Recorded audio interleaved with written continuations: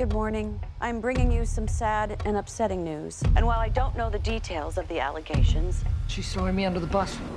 Mitch Kessler, my co-host and partner of 15 years, was fired today. You! It was just more about the morning talk shows and what goes on between feuding networks and the way they kind of stab each other in the back. I thought, it's a very rich world, and when we first started developing it, we had no idea the MeToo movement was going to happen. And when we sold the show, MeToo, none of that had happened. And then MeToo happened. Right in the middle of doing it, everything changed. And we were like, whoa, we had to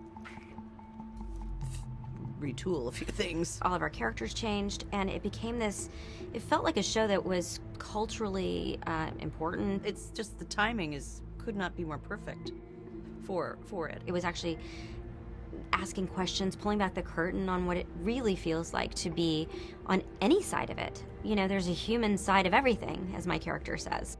And I think, gosh, it's just a great time to be exploring what the news means to people. Our intention was to really sort of pull the curtain on this world and have a conversation that was honest and ugly and messy, and not PC, because not everybody is, and not everybody thinks that way.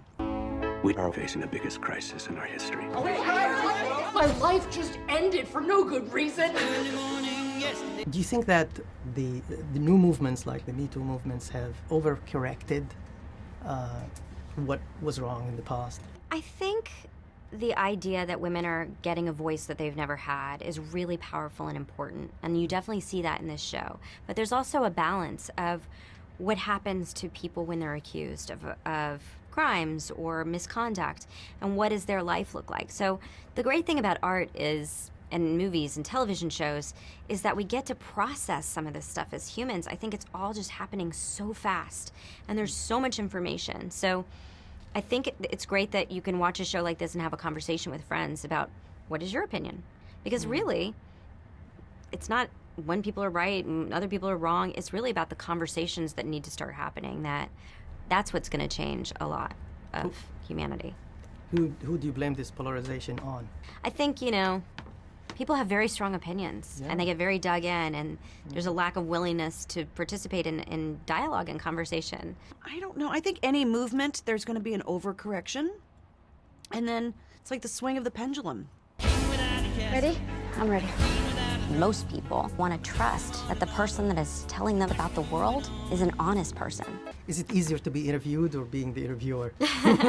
It's definitely different being the interviewer versus the interviewee. I had to think about it a lot. I had to think about how to elicit a response that would be good and interesting to my audience. What easier? I don't know.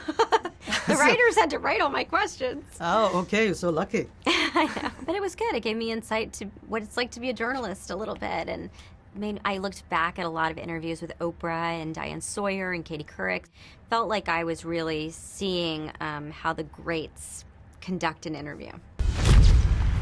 The part you guys never seem to realize is that you don't have the power anymore.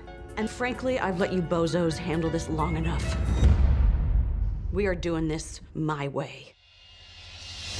Where were we? We're comedy and drama. Yes, comedy and drama. We rarely see you in dramatic roles. And I loved your role in Cake, remember? Yes. But everything was comedy. Now you're doing drama here. Why don't we see you in more dramatic stuff when you're so good at it? I don't know. It's a good question. I mean, I was having so much fun doing comedy. I've always wanted to. It wasn't that I didn't want to. I think it's, I hopefully will now. Because we loved seeing you in comedy because of Friends, and I felt maybe you were typecast. Did you ever feel that? Oh, yes. Although, because we liked seeing you in comedy. I mean, that's real. Typecasting is absolutely real.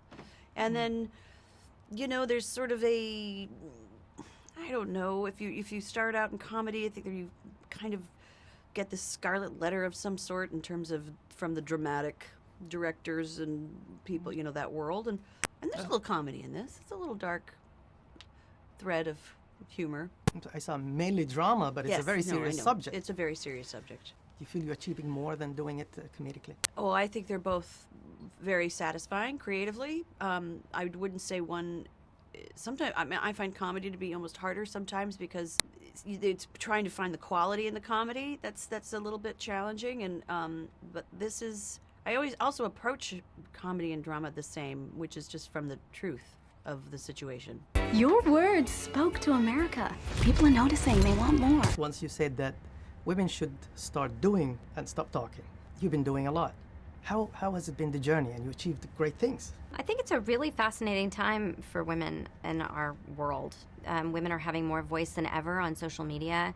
They're having more voice in government and in elections, and in in how things are, their bodies are governed, or the images they want to see. The interesting thing I think about our show is that women who think they're ready for leadership are scared to step into leadership, and then there's women who are not ready for leadership who are having to jump into it.